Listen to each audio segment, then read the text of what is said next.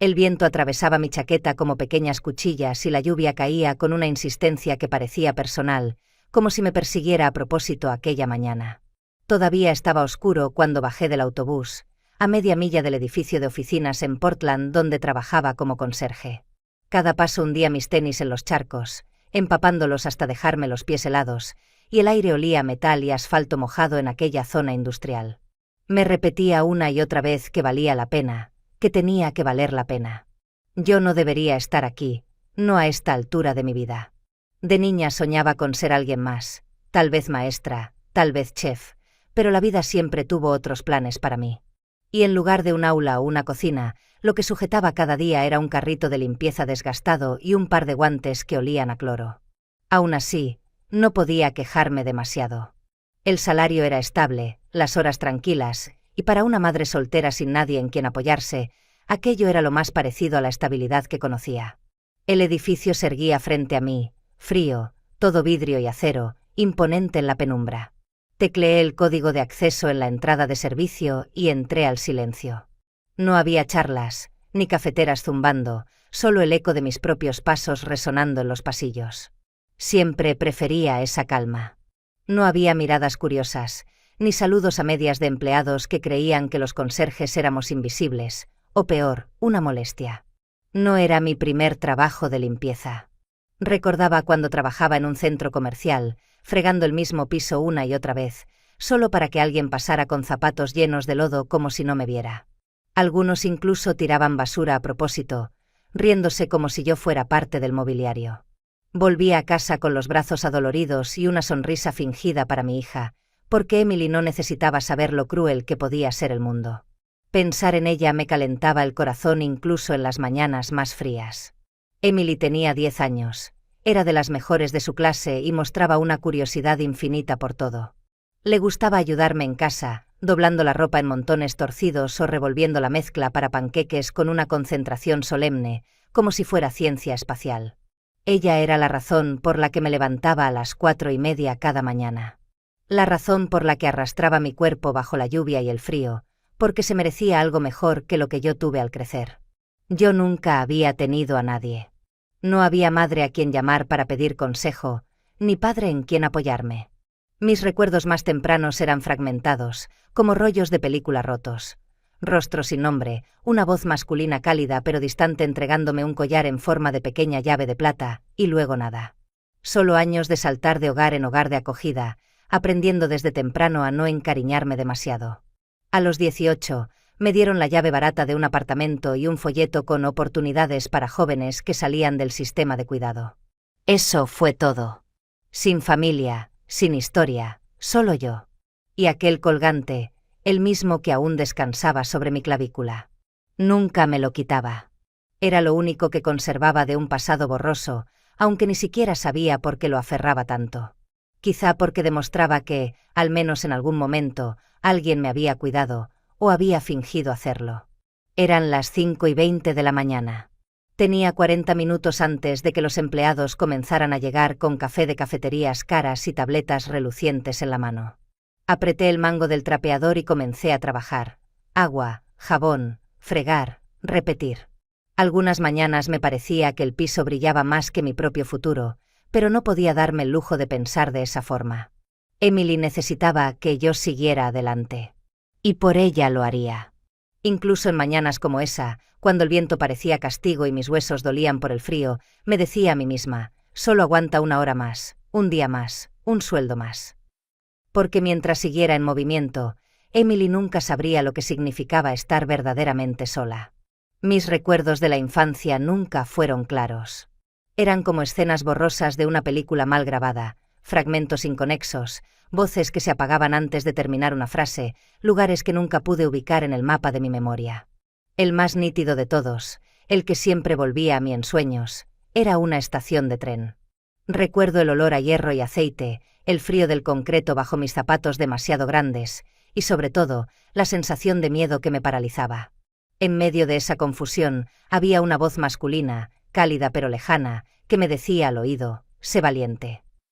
Y entonces sentí como abrochaba alrededor de mi cuello una pequeña llave de plata. Después, nada.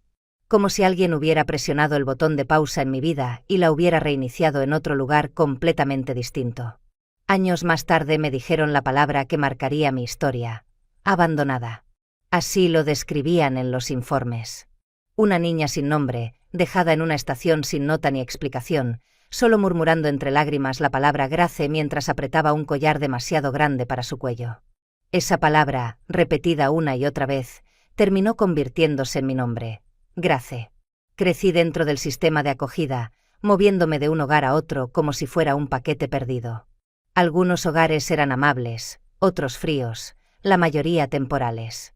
Cada mudanza significaba dejar algo atrás: un juguete, una amiga, un pedazo de mí. Aprendí muy pronto a no encariñarme, a empacar ligero, a no esperar nada de nadie. Había casas donde me trataban como una boca extra que alimentar, obligándome a hacer tareas mientras los otros niños jugaban. En otras, era como un fantasma, invisible, apenas tolerada hasta que llegara la siguiente mudanza. La escuela tampoco fue fácil. Los niños notaban lo diferente.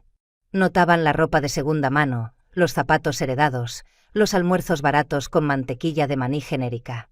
La chica del foster care, así me llamaban. Algunos lo decían con curiosidad, otros con crueldad. Aprendí a bajar la cabeza, a caminar pegada a las paredes, a convertirme en un borrón en el fondo del aula. Y sin embargo, siempre hubo algo que me mantenía en pie: el collar. Esa pequeña llave de plata colgaba de mi cuello día y noche. Dormía con ella apretada en la palma de mi mano, como si fuera un talismán. En mis noches más solitarias, me repetía en voz baja: alguien allá afuera me quiso alguna vez. Tal vez aún me quiere. A veces imaginaba que era un padre que no pudo quedarse conmigo, o un tío, o incluso un extraño que solo quiso asegurarme que yo importaba. Hubo destellos de bondad que me ayudaron a resistir. Una madre de acogida me enseñó a trenzar el cabello y me dijo que me hacía ver como si perteneciera a algún lugar. Un maestro me regaló un cuaderno usado y me animó a escribir, diciéndome que tenía una forma especial de expresarme. Pero lo único que permaneció constante, lo único que nunca me fue arrebatado, fue esa llave de plata. Con el paso de los años, la esperanza se fue desgastando. A los 15 dejé de mirar las listas de visitantes en los días festivos, convencida de que nadie vendría por mí. A los 18, cuando me entregaron los papeles oficiales, mi acta de nacimiento, mi número de seguro social y unas cuantas notas del caso, entendí que estaba sola. Pero aún así, no dejé de usar el collar.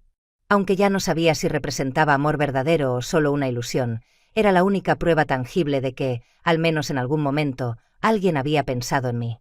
Ese pequeño colgante se convirtió en mi ancla, en mi recordatorio constante de que yo había importado a alguien, aunque fuera solo por un instante.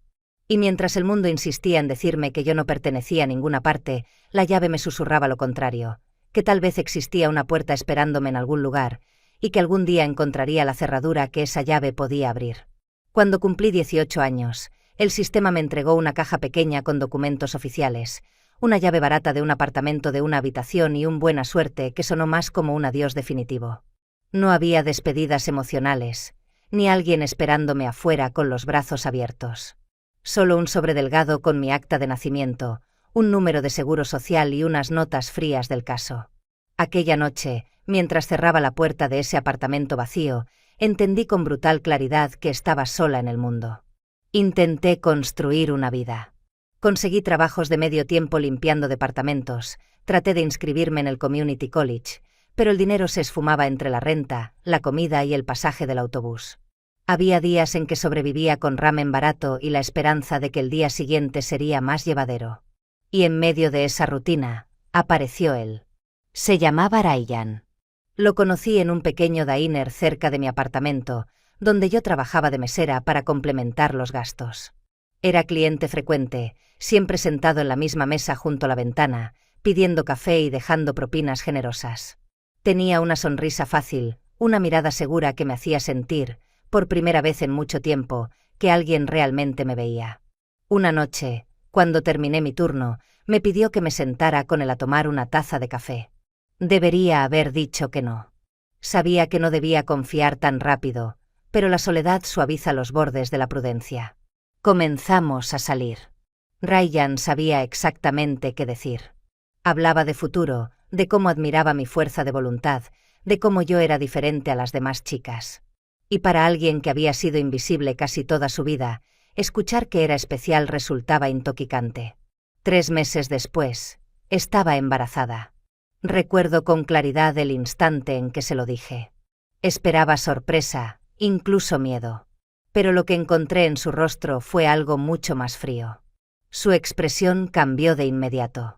«Tienes que encargarte de eso», dijo, con una voz plana, casi como si estuviera negociando un contrato. «¿Encargarme de eso?», repetí incrédula. Mi estómago se revolvió. «Grace, somos muy jóvenes. Yo no estoy listo para una familia. No podemos hacer esto ahora. Ya sabes a lo que me refiero, arréglalo». Lo miré con los ojos llenos de lágrimas. No. No iba a hacerlo. Había crecido toda mi vida siendo la niña no deseada, la que nadie escogió, la que fue abandonada sin explicación. Y no iba a repetir ese ciclo con mi propio hijo. Con la voz quebrada, le dije que pensaba tener al bebé, aunque tuviera que hacerlo sola. La dureza que se dibujó en su rostro me estremeció. Nunca lo había visto así, tan distante, tan enojado. Golpeó la mesa con la palma abierta y repitió: «Pues no cuentes conmigo para este error». Esa fue la última noche que durmió en mi apartamento. Volvió algunas veces después, tratando de convencerme. A veces suplicaba, otras amenazaba. Una noche golpeó la encimera de la cocina con tanta fuerza que sentí un estremecimiento en mi vientre, como si el bebé reaccionara al susto. En ese momento cerré la puerta y no lo dejé entrar nunca más. El embarazo en soledad a los 19 años fue un campo de batalla. Trabajaba hasta que los tobillos se me hinchaban, tomaba clases nocturnas cuando podía, y más de una vez lloré sobre un plato de ramen aguado. Cada cita médica la enfrenté sola, cada artículo para el bebé lo compré de segunda mano porque lo nuevo era inalcanzable. Y sin embargo, el día que Emily nació, todo cambió. Era una fría mañana de marzo. Su llanto agudo cortó el aire estéril de la sala del hospital, y en cuanto la enfermera la colocó en mis brazos, supe 2 cosas con absoluta certeza. Nunca volvería a sentirme sola y nunca permitiría que ella se sintiera no deseada, como me había pasado a mí. Desde ese instante, el amor se convirtió en mi combustible. A partir de ese día, ya no existía Ryan, ni el dolor de ser abandonada una vez más. Solo existía Emily. Y yo sería todo lo que ella necesitara, aunque me dejara el cuerpo y el alma en el intento. El embarazo en soledad fue más duro de lo que jamás hubiera imaginado. Mi cuerpo cambiaba a un ritmo que no podía controlar, mientras la realidad económica se volvía cada vez más sofocante. No había nadie que me tomara de la mano en las citas médicas, nadie que me preguntara cómo me sentía en medio de las náuseas y los mareos. Caminaba hasta el consultorio con los tobillos hinchados, respirando hondo para no derrumbarme. Compraba vitaminas de las más baratas, a veces incluso las partía por la mitad para que duraran más días. El parto llegó en una fría mañana de marzo. La sala del hospital estaba iluminada con una luz blanca y cruel, y mi corazón latía como un tambor de guerra. Cuando escuché el llanto de Emily por primera vez, aquel sonido agudo cortó el aire como un milagro. La enfermera la colocó sobre mi pecho y la vi, tan pequeña, tan frágil y sin embargo tan llena de vida. En ese instante supe que todo lo demás, cada abandono, cada lágrima, cada cicatriz de mi pasado, cobraba sentido. Ya no estaba sola. Ella estaba conmigo, y nada ni nadie podría separarnos. Los días posteriores fueron un torbellino. No había regalos ni flores esperando en la habitación, solo yo luchando por aprender a ser madre con lo poco que tenía. Los pañales eran comprados de segunda mano, las mantas heredadas de donaciones, y la cuna no era más que una caja de madera que lijé y pinté yo misma. Cada objeto, por humilde que fuera, representaba mi esfuerzo desesperado por darle a mi hija lo que yo jamás había recibido: cuidado, protección, amor. Pronto volví a trabajar. Tenía que hacerlo, porque las cuentas no esperaban.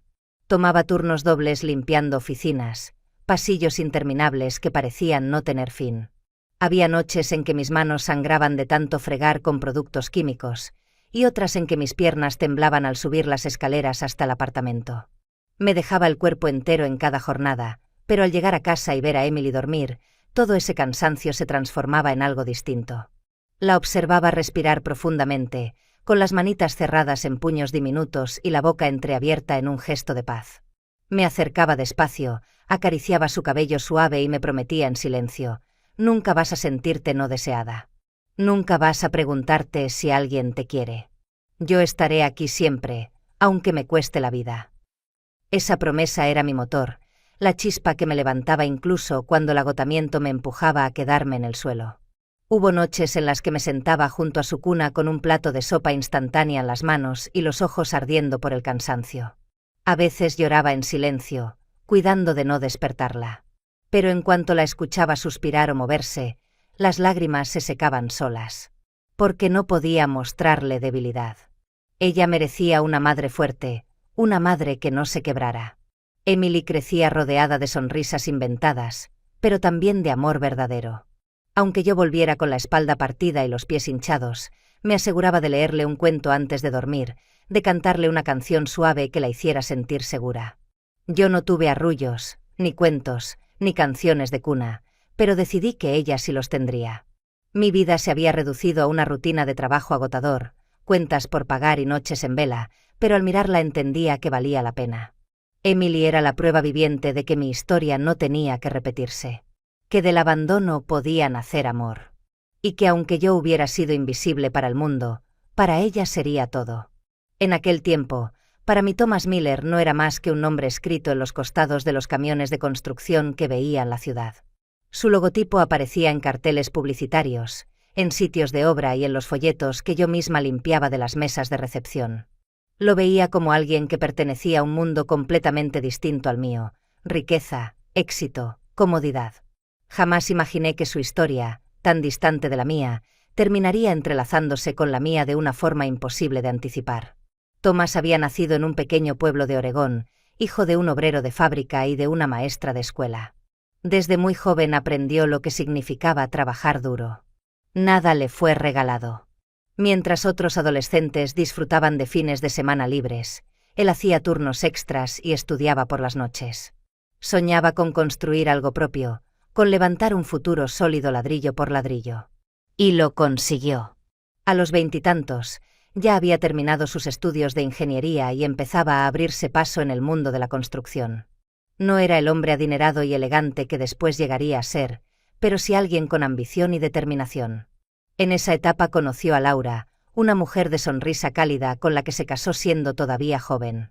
Poco después, la pareja dio la bienvenida a una niña, Julia. Según contaba él mismo más adelante, aquella pequeña cambió su vida por completo. Thomas solía decir que sostener a Julia recién nacida fue como llevar su propio corazón fuera del cuerpo. Cada mañana de domingo le preparaba panqueques en forma de animales, porque ella se reía cuando el desayuno le sonreía de vuelta.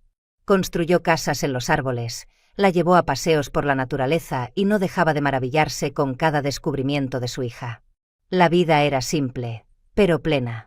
Todo giraba en torno a aquella niña de ojos brillantes.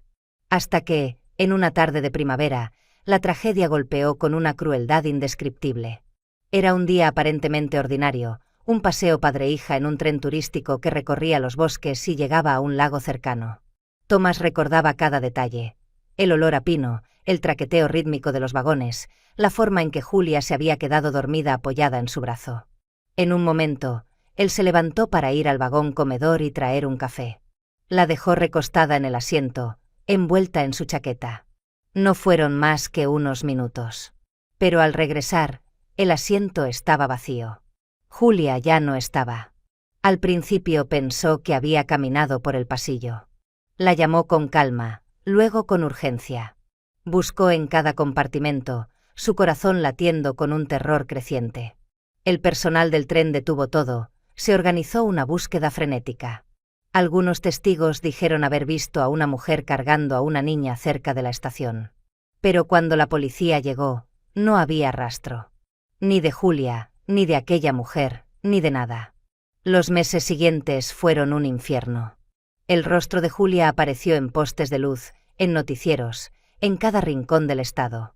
La búsqueda fue implacable, pero todos los caminos conducían a callejones sin salida. Laura, su esposa, se derrumbó bajo el peso de la pérdida. Su matrimonio no resistió aquella herida abierta. Finalmente, Ella abandonó la ciudad incapaz de convivir con los recuerdos. Thomas, en cambio, eligió castigarse. Se hundió en el alcohol, convencido de que era su culpa por haber dejado sola a su hija aunque fuera por unos minutos. Decía que no bebía para olvidar, sino para castigarse. Cada trago ardía como un recordatorio de su fracaso. Pasó años así, hasta que una mañana despertó en el suelo de su oficina rodeado de botellas vacías y entendió que tenía que elegir, cambiar o morir. Decidió cambiar. Abandonó la bebida y se volcó en su empresa. Trabajó con una intensidad desmedida, contratando a los mejores, asegurando contratos importantes, levantando proyectos por todo Oregón. Con el tiempo, Miller Construcción se convirtió en una de las compañías más respetadas del estado. Pero aun con todos sus logros, había un rincón de su corazón que permanecía intacto, un cuarto oscuro al que no se atrevía a entrar del todo. Allí vivía el recuerdo de Julia. Nunca dejó de buscarla, contrató investigadores privados, revisó bases de datos, incluso intentó con registros de ADN. Pero el tiempo pasaba y no había respuestas. Lo único que conservaba de aquella niña era el collar que le había regalado en su tercer cumpleaños. Una pequeña llave de plata, hecha a medida, con las iniciales JM grabadas en la parte posterior. Solía bromear con ella diciéndole que era la llave para abrir el corazón de papá. Desde el día de la desaparición, ese colgante se convirtió en su reliquia más dolorosa. Era la prueba tangible de que su hija había existido, de que su amor por ella era real, y de que aún, después de décadas, no había perdido la esperanza de volver a encontrarla. Aquella mañana no parecía distinta a las demás. Estaba de rodillas en el vestíbulo, frotando con fuerza el piso de mármol hasta que brillara como espejo.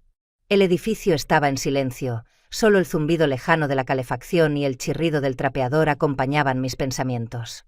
El reloj marcaba poco más de las 6. Todavía faltaba media hora para que llegaran los primeros empleados con sus cafés humeantes y sus trajes impecables.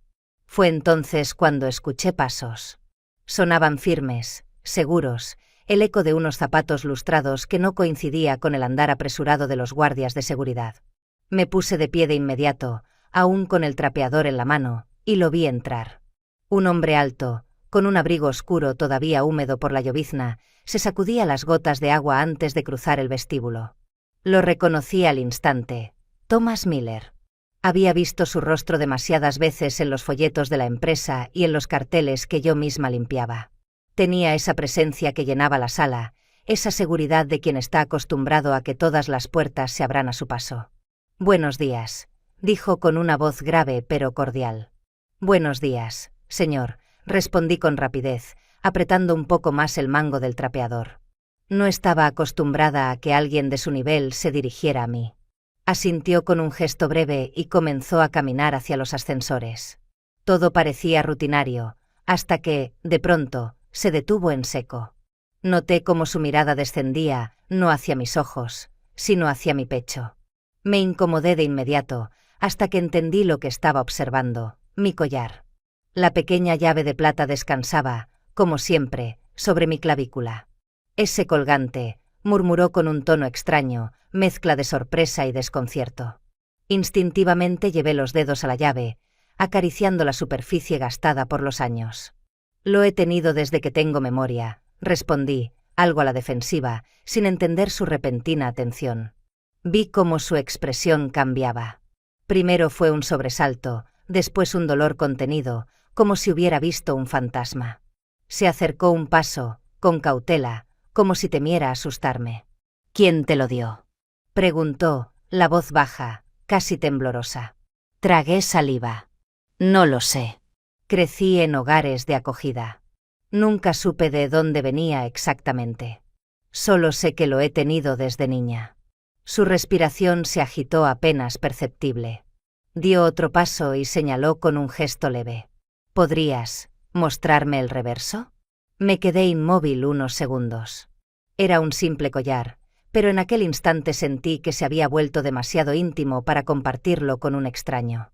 Aún así, algo en sus ojos me convenció. Con dedos temblorosos giré la pequeña llave y la mostré.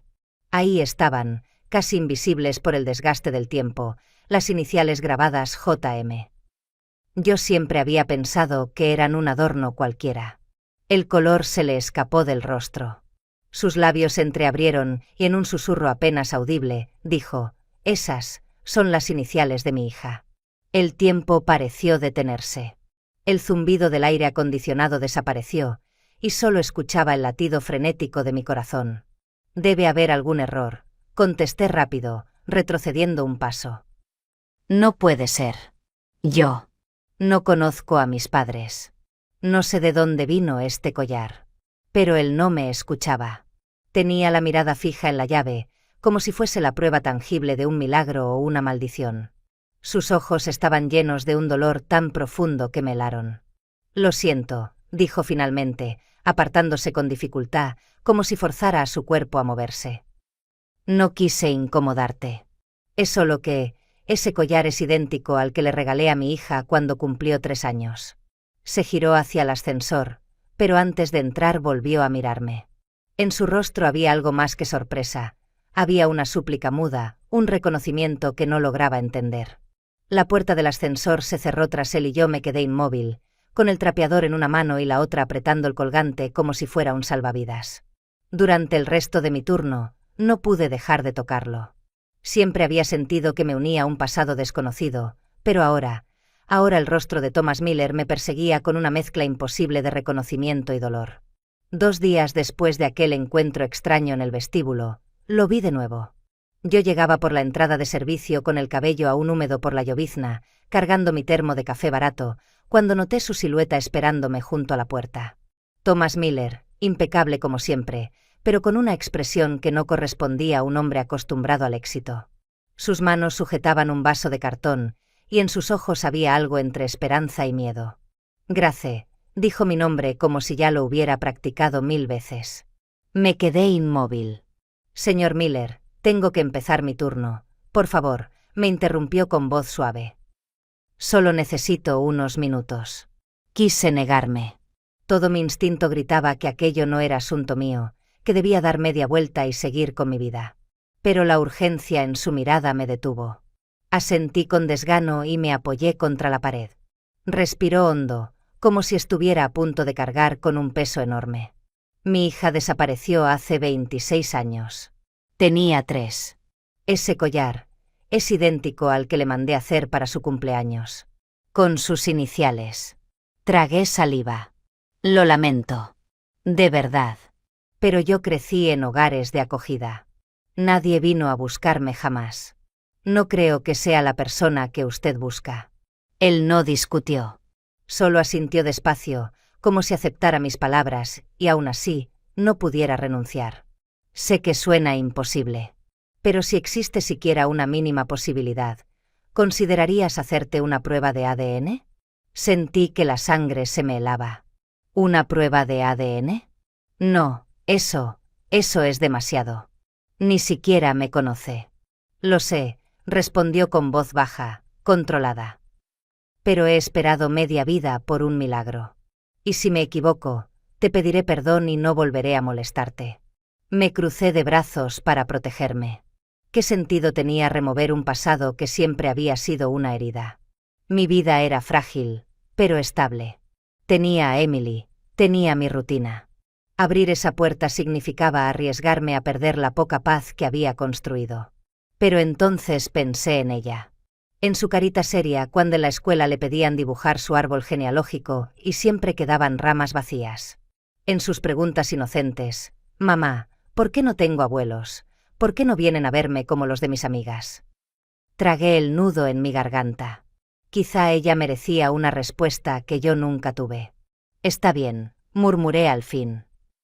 «Lo haré». La prueba fue rápida, casi ridículamente simple para el peso que llevaba. Un hisopo en la mejilla, una firma en un formulario y ya estaba hecho. Pero yo temblaba como si me hubieran arrancado un pedazo de alma. Durante días traté de convencerme de que no significaba nada, de que el resultado sería negativo y todo volvería a la normalidad. Thomas insistió en que estuviéramos juntos cuando llegara la respuesta. Acepté a regañadientes. Una semana después, nos sentamos frente a frente en una pequeña cafetería de barrio, con sillas de madera que crujían y el olor a espresso quemado impregnando el aire. Yo tenía el celular en la mano, la notificación del laboratorio brillando en la pantalla. «¿Lista?», preguntó él, la voz entrecortada. Asentí, aunque mis manos temblaban tanto que apenas pude abrir el correo. Toqué el enlace y el mundo entero se redujo a unas cuantas palabras en la pantalla. Parent / Child Match, 99,98% probability. Sentí que el aire desaparecía de la sala. Esto no puede ser real, susurré, con los ojos fijos en esas cifras imposibles. Thomas extendió la mano sobre la mesa. Le temblaban los dedos. Lágrimas contenidas le nublaban la vista. Grace, eres tú. Eres mi hija. Me quedé paralizada, incapaz de hablar. Durante toda mi vida había creído que era invisible, que nadie me había querido lo suficiente como para quedarse conmigo. Y ahora, frente a mí, un hombre roto de emoción me miraba como si yo fuera la respuesta a una oración que había repetido por décadas. Él rompió en llanto, cubriéndose el rostro con una mano mientras la otra seguía tendida hacia mí. Yo quería acercarme, quería creer, pero una voz interior me recordaba cada cumpleaños sola, cada Navidad sin familia, cada noche apretando ese collar y deseando pertenecer a alguien. El café olía igual que siempre, la gente hablaba a nuestro alrededor, pero para mí el mundo se había detenido en esas cifras, 99,98%. Una verdad que me había buscado toda la vida acababa de alcanzarme. Y ya no había vuelta atrás. El silencio después de leer aquel resultado era tan denso que casi podía tocarlo. Thomas seguía frente a mí, con los ojos empañados, repitiendo en voz baja: «Eres mi hija, eres mi niña». Pero en lugar de alivio, lo que me invadió fue una oleada de rabia y dolor tan antigua que parecía venir de cada cumpleaños olvidado, de cada noche de insomnio en un hogar de acogida, de cada vez que me convencí de que nadie me había querido. «Tu hija».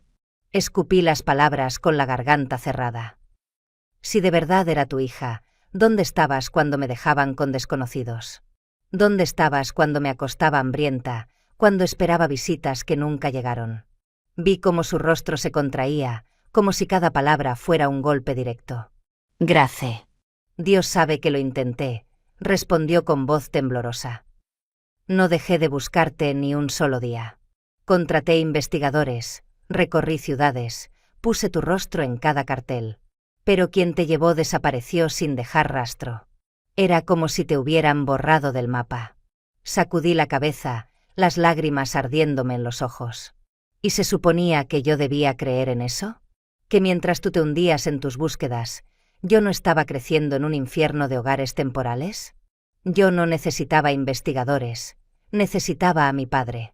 La gente en la cafetería comenzó a mirarnos, pero ya no me importaba.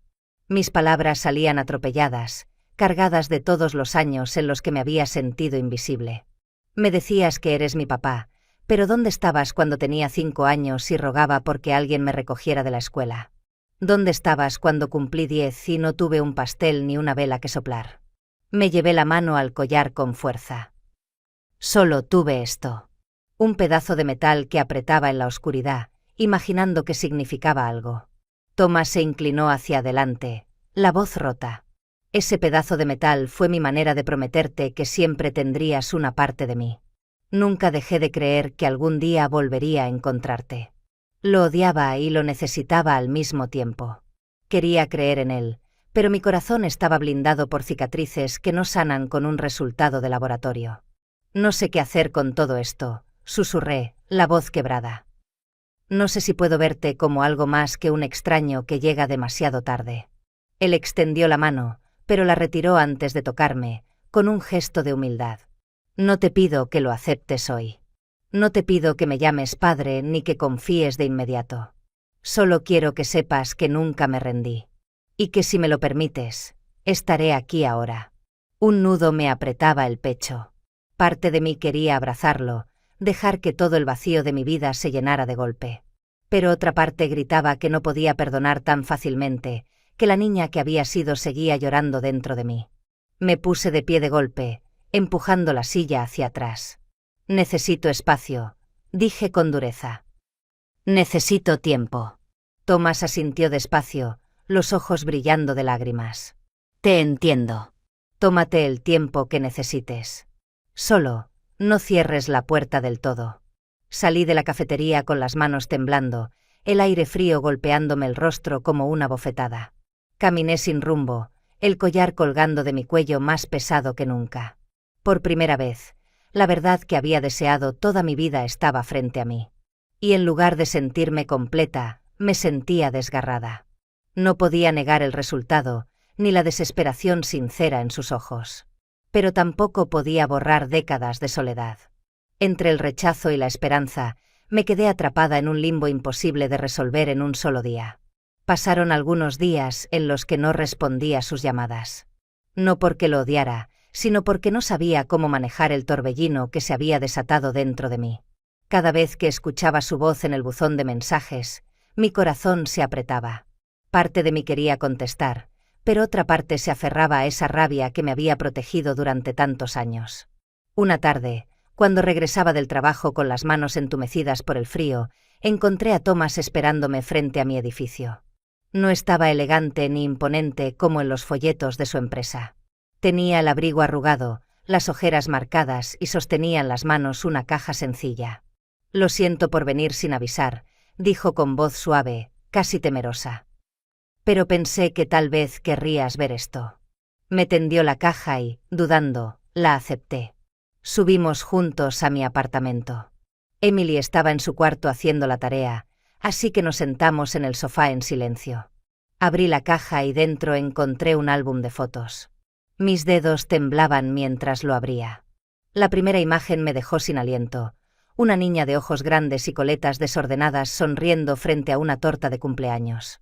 Colgaba de su cuello el mismo collar que yo llevaba en ese momento. «Ese fue su tercer cumpleaños», murmuró Thomas, la voz quebrada. «Ese día le regalé la llave. Fue la última vez que la vi». Pasé las páginas y vi más fotos.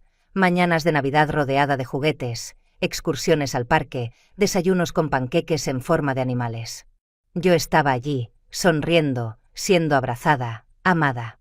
No recordaba nada de eso, y sin embargo, era innegable. Esa niña era yo. Las lágrimas me nublaron la vista. Cerré el álbum de golpe y me llevé las manos al rostro. «¿Sabes lo que duele ver esto?», pregunté con un sollozo. Toda mi vida creí que no era deseada, que nadie me había querido lo suficiente como para quedarse conmigo. Crecí pensando que era invisible, y ahora descubro que tuve un padre que sí me amaba.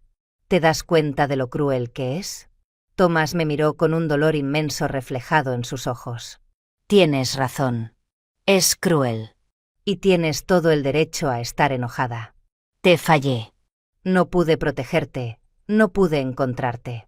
Y no puedo cambiar esos años que pasaste sola. No es justo», murmuré entre lágrimas. «Me siento robada. Me arrebataron no solo a mi familia, sino también a los recuerdos que deberían haber sido míos».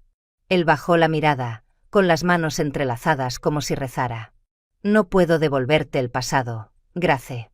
Pero si me dejas, puedo ofrecerte algo ahora. No quiero reemplazar lo que perdiste, solo quiero estar presente en lo que viene.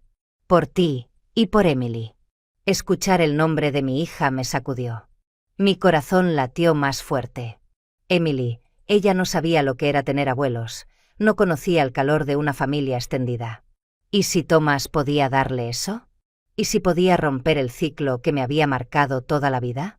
Me quedé en silencio largo rato, mirando el álbum cerrado sobre mis piernas. La rabia seguía allí, pero algo en mí se había ablandado. La niña que había llorado tantas noches en camas ajenas aún gritaba dentro de mí, pero ahora había otra voz, la de una madre que quería más para su hija. Levanté la mirada, con lágrimas aún cayendo por mis mejillas. «No sé si estoy lista para llamarte papá», admití con honestidad. «Pero quizá Emily merece conocer a su abuelo». Thomas parpadeó varias veces, conteniendo un sollozo. Asintió con fuerza, como si aquellas palabras fueran el regalo más grande de su vida. «Con eso me basta», susurró. «Solo dame la oportunidad de estar para ustedes». Y por primera vez, en medio de la confusión y el dolor, sentí que tal vez abrir un poco la puerta no sería tan terrible. Tal vez, después de todo, había espacio para la esperanza. El día en que Thomas conoció a Emily estaba tan nerviosa que apenas podía mantener las manos quietas. Habíamos acordado vernos en un parque cercano a mi apartamento, un lugar sencillo, con columpios gastados y bancos de madera que crujían al sentarse. Emily corría feliz por el césped, sin saber exactamente qué iba a ocurrir, y yo me repetía que aquello era solo una prueba, un paso pequeño para ver si de verdad podía confiar en él. Cuando lo vi acercarse, con ese andar firme y al mismo tiempo contenido, supe que para él era mucho más que un simple encuentro. Sus ojos se suavizaron en cuanto distinguió a mi hija, y se arrodilló como si temiera asustarla. Emily, curiosa, lo miró de frente y preguntó con naturalidad desarmante: ¿Eres de verdad mi abuelo? Thomas tragó saliva, con la voz quebrándosele en un hilo suave. Si tú me aceptas, cariño, sería un honor ser tu abuelo. Ella lo observó apenas unos segundos más antes de lanzarse a sus brazos. Lo abrazó con la espontaneidad que solo los niños poseen, y él la sostuvo como si acabara de recuperar el pedazo más importante de su alma. A mí se me llenaron los ojos de lágrimas. Esa imagen, la de Emily acurrucada contra él con una sonrisa luminosa, era algo que nunca pensé que llegaría a presenciar. Desde entonces, Thomas no intentó forzar nada. No hizo promesas grandilocuentes ni exigió un lugar en nuestras vidas. Simplemente apareció, de manera constante. Pasaba por el supermercado y dejaba bolsas de víveres en la puerta cuando sabía que estaba batallando con las cuentas. Se ofrecía a llevar a Emily a la biblioteca, ayudaba con sus proyectos de ciencias, y hasta se animaba a leerle cuentos antes de dormir cuando ella lo pedía. Poco a poco, los encuentros se transformaron en rutinas. Nos invitó a cenar en su casa. Yo temía sentirme fuera de lugar, pero Clara, su esposa, me recibió con un abrazo sincero, sin juicios ni reservas. Sus hijos, Timothy y Vanessa, nos miraron primero con curiosidad, pero pronto comenzaron a tratarnos como parte de la familia. No hubo silencios incómodos ni miradas de desconfianza. Al contrario, parecía que llevaban años esperándonos. Alrededor de la mesa, con platos de comida casera y risas llenando el espacio, sentí algo que nunca antes había experimentado: pertenencia.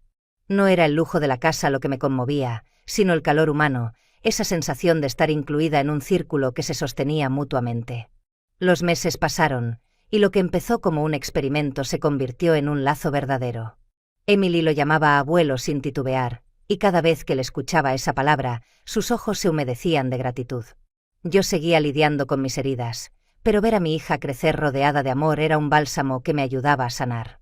El momento que selló todo llegó en el cumpleaños número 11 de Emily. La fiesta fue sencilla: un pastel, globos de colores y la familia reunida en la sala de Thomas. Después de las velas y los aplausos, él se levantó con una pequeña caja de terciopelo en las manos. «Tengo algo para ti, Emily», dijo con voz emocionada. Ella abrió la caja y encontró un collar con un colgante en forma de corazón.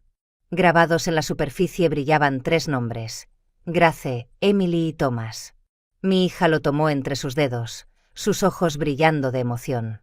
«Me encanta, abuelo», gritó antes de lanzarse a abrazarlo. Yo me llevé la mano a la boca para contener el sollozo. Ese corazón no era solo una joya, era una promesa. Un símbolo de que, después de tantas pérdidas, habíamos encontrado un lugar al que pertenecer. Esa noche, cuando arropé a Emily en su cama, ella me susurró medio dormida: «Mamá, ¿somos felices ahora?». Le acaricié el cabello, sonriendo entre lágrimas. «Sí, amor, ahora somos felices». Más tarde, de pie frente a la ventana de mi habitación, miré la llave de plata que descansaba en mi mesita de noche. A su lado, el nuevo colgante de corazón de Emily brillaba bajo la luz tenue. La llave representaba el pasado que me fue arrebatado, un recordatorio del dolor y la soledad. El corazón, en cambio, simbolizaba el presente que por fin habíamos construido: amor, familia, un renacer. Después de 26 años, la vida me había devuelto lo que me habían quitado.